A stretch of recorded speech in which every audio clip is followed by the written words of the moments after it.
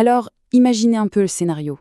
On vient tout juste de déployer une nouvelle application qui tourne avec un grand modèle de langage, un LLM.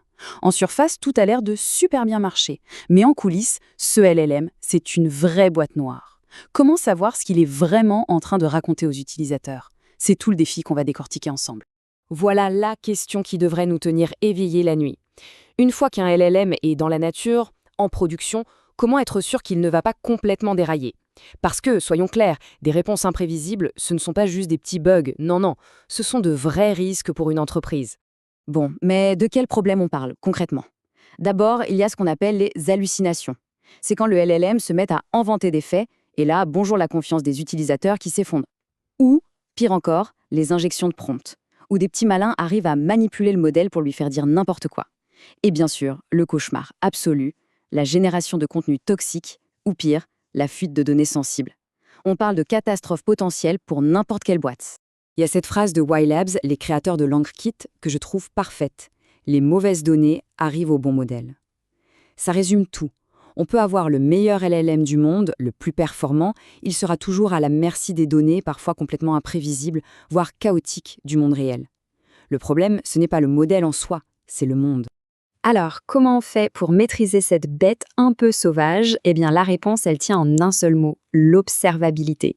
Il est grand temps d'allumer la lumière à l'intérieur de cette fameuse boîte noire. Et justement, l'interrupteur, le voici, LangKit. C'est une boîte à outils open source développée par YLabs et elle a été conçue spécifiquement pour ça. Le but, c'est simple, analyser ce qui s'est dit dans les prompts des utilisateurs et les réponses du modèle pour en extraire des signaux vitaux qui nous disent comment ils se comportent. Bon, d'accord, mais comment ça marche en pratique? On va voir que c'est presque déconcertant de simplicité. L'idée de base, c'est de transformer tout ce flot de texte un peu chaotique en données claires, nettes et surtout exploitables. Le processus se fait en 4 petites étapes. D'abord, on se branche pour écouter les conversations entre les utilisateurs et le LLM. Ensuite, c'est là que LangKit entre en jeu. Il analyse tout ça et en extrait des dizaines de métriques. Après, une autre librairie open source, YLogs, prend le relais pour créer des profils statistiques.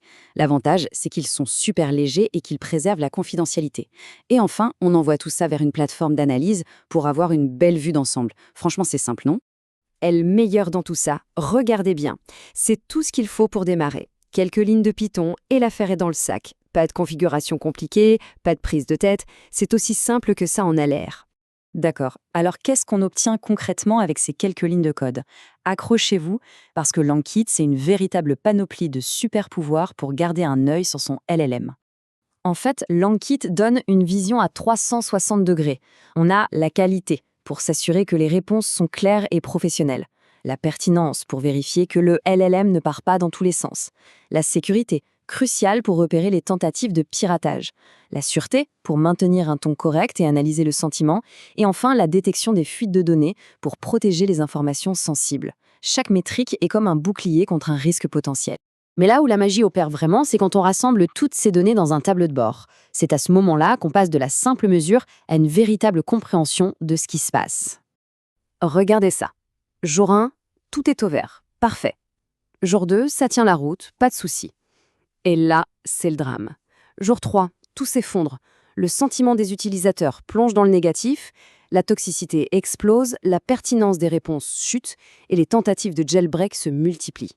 Ça, c'est le signal d'alarme qu'il fallait absolument voir. Sans ce genre de tableau de bord, on navigerait à l'aveugle tout droit vers le mur. Et voilà, c'est exactement ça la promesse de LangKit. C'est de passer de l'incertitude et du stress à la confiance et à la maîtrise.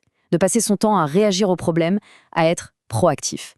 C'est l'outil qui permet enfin de reprendre le contrôle de son LLM et de le piloter avec une vraie vision.